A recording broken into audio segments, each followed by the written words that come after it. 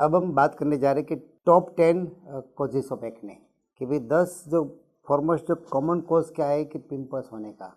तो नंबर 1 है genetics. Genetics means family history, mother father की स्किन बहुत ऑयली है तो बच्चे में आ सकती है, तो ये जेनेटिक कनेक्शन रहता है। सेकंड जो होता है हार्मोनल इम्बैलेंस बोलते हैं, कि भाई मेल फीमेल हार्मोन्स में जो इम्बैलेंस जो होता है, इससे एक जेनेटिक होता है वो भी हार्मोन्स में, और किसी को बाद में होता है कि भाई एक्वायर्ड और एक इनहेरिटेंट। तो हार्मोन्स का इम्बैलेंस से भी ये पिंपल्स निकलता है। थर्ड रहता है डेफिशिएंसी, शरीर में विटामिन्स आयरन्स काफ़ी जो बोलते कि डेफिशिएंसी शरीर में कमी होना, B12 है, फेरिटिन है, D3 है, काफ़ी जो 28 डिफरेंट विटामिन्स है वो की रोल होता है हमारी पूरी इम्यून सिस्टम को इंटीग्रेट रखने के लिए। तो डेफिशिएंसी होती है तो भी प्रोटीन डेफिशिएंसी होता है, गुड फैट की डेफिशिएंसी होती है, कार्बोहाइड्रेट की भी डेफिशिएंसी रहती है कि हमें ज़्यादा भी नहीं चाहिए कम भी नहीं चाहिए, नॉर्मल चाहिए। तो ये डेफिशिएंसी की वजह से भी होता है। फोर्थ जो कॉमन जो कॉज होता है और स्ट्रेस होता है। स्ट्रेस से पिंपल्स ब्रेकआउट होने का चांस बहुत ज़्यादा रहता है, क्योंकि आप देखिए एग्ज़ाम में बच्चे को ज़्यादा पिंपल्स निकलते हैं। काफ़ी जॉब का स्ट्रेस, इनकम का स्ट्रेस, रिलेशन का स्ट्रेस, और किसी का नेचर ही स्ट्रेस का होता है, कोई रीज़न नहीं होता पर स्ट्रेस वाला नेचर रहता है, तो ये स्ट्रेस होता है।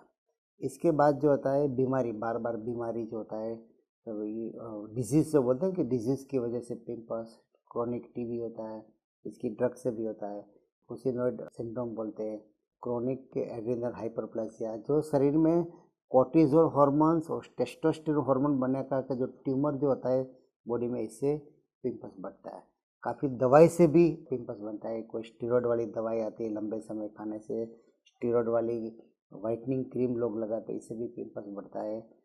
जिम में जो पाउडर लेते हैं इसमें कभी एनाबॉलिक स्टीरॉयड आता है, इससे भी बढ़ता है।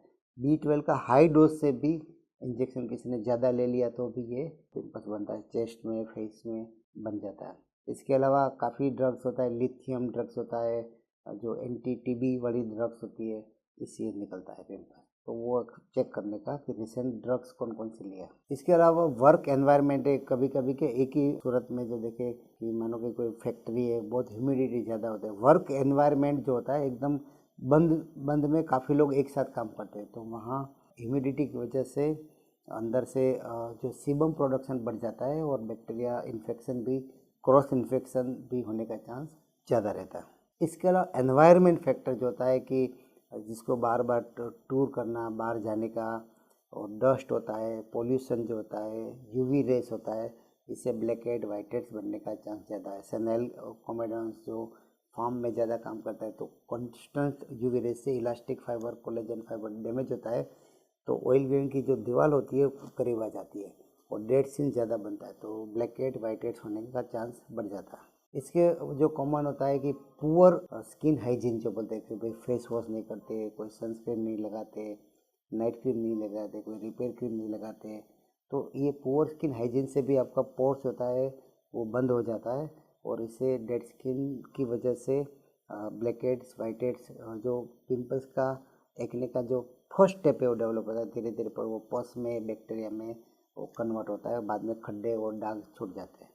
और लास्ट रीज़न जो है रॉन्ग कॉस्मेटिक का चूज। फीमेल में मेनली स्किन जो होती है अलग अलग टाइप की, dry skin, oily skin, combination skin, seasonal skin, sensitive skin, तो वो जो पूरी जो इसकी कॉस्मेटिक किट जो आती है, काफ़ी चीज़ अंदर रहता है, और इसमें मेकअप जो आता है, अगर आपने नॉन कॉमेडोजेनिक यूज़ नहीं किया तो वो छिद्र पैक कर देगा, तो इससे पिंपल्स ब्रेकआउट होता है।